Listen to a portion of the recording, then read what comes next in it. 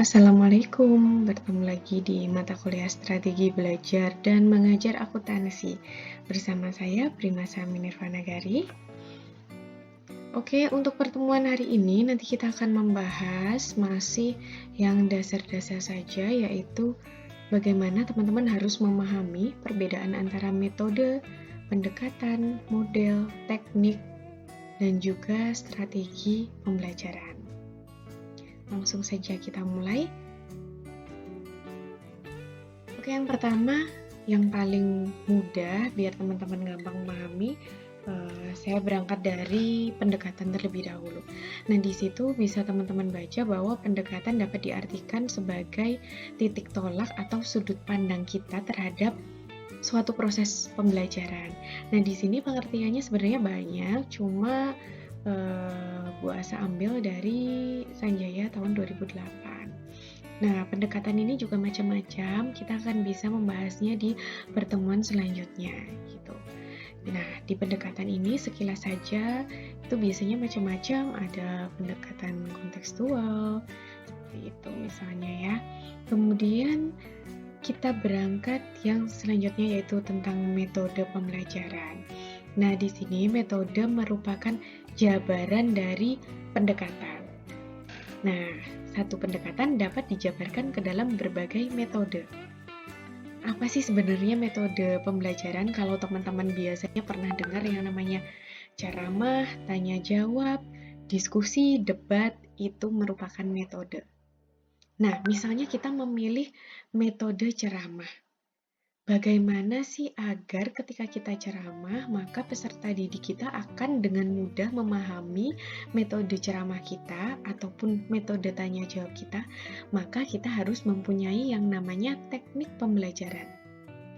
Nah, di sini bisa teman-teman baca bahwa teknik adalah cara yang dilakukan seseorang dalam rangka mengimplementasikan suatu metode pembelajaran.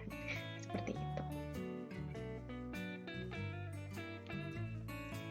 Oke, selanjutnya kita bahas tentang model pembelajaran.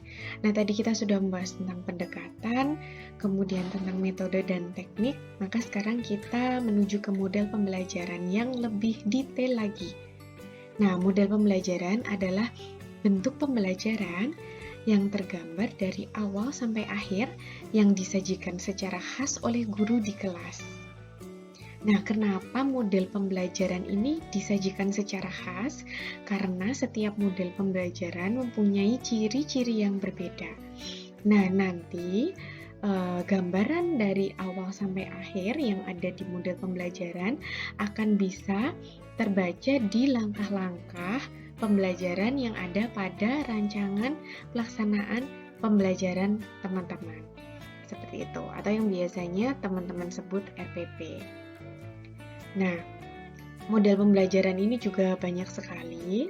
Itu misalnya saja kalau saya mengambil contoh model pembelajaran kooperatif, itu banyak sekali. Ada Jigsaw, STAD, Number Head Together, Snowball Throwing. Teman-teman bisa baca di penjelasan Bu Asa di materi pertemuan yang lain. Seperti itu. Nah, nanti model-model pembelajaran ini macam-macam.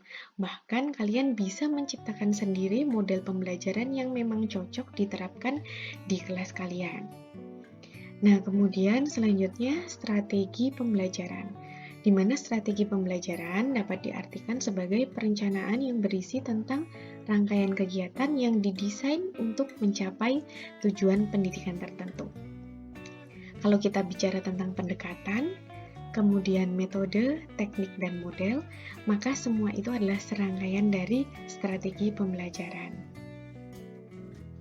Lalu, dari penjelasan tadi, sebenarnya bagaimana sih urutannya kalau secara hierarki? Mari kita lihat. Oke, di situ ada lingkaran yang paling luar, yang namanya lingkaran model pembelajaran. Di mana dalam model pembelajaran di situ ada proses informasi, personal, interaksi sosial, dan juga behavior alias tingkah laku. Di mana dalam suatu model pembelajaran itu kita bisa menciptakan perubahan tingkah laku, interaksi sosial, bagaimana personal yang baik, dan juga yang paling penting adalah proses penyampaian informasi ataupun transfer knowledge. Kemudian di lingkaran kedua di situ ada strategi pembelajaran, di mana ada langsung, tidak langsung, interaktif, eksperimen, dan mandiri. Nah, kenapa dia di bawah model pembelajaran? Memang dalam suatu model pembelajaran itu sebenarnya sudah include semuanya itu, baik strategi, metode, ataupun keterampilan. Tapi model, metode, teknik, dan juga pendekatan itu merupakan rangkaian dari strategi pembelajaran. Nah, kemudian kita berangkat ke metode pembelajaran, di mana di situ ada simulasi, ceramah, studi kasus, diskusi, dan debat, seperti yang kita bahas di awal tadi. Kemudian, lingkaran keempat adalah keterampilan pembelajaran, yang nanti juga akan kita bahas, di mana di situ kita harus bisa memberikan pengajaran langsung, kemudian memberikan pertanyaan, perencanaan, ekspositori, demonstrasi, dan yang terakhir, evaluasi. Seperti itu.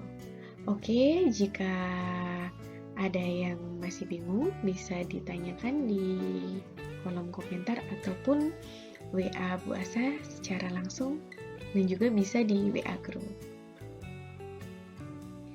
Oke, untuk materi pertemuan ini, Bu Asa rasa sudah cukup. Kita bisa diskusi di materi yang selanjutnya.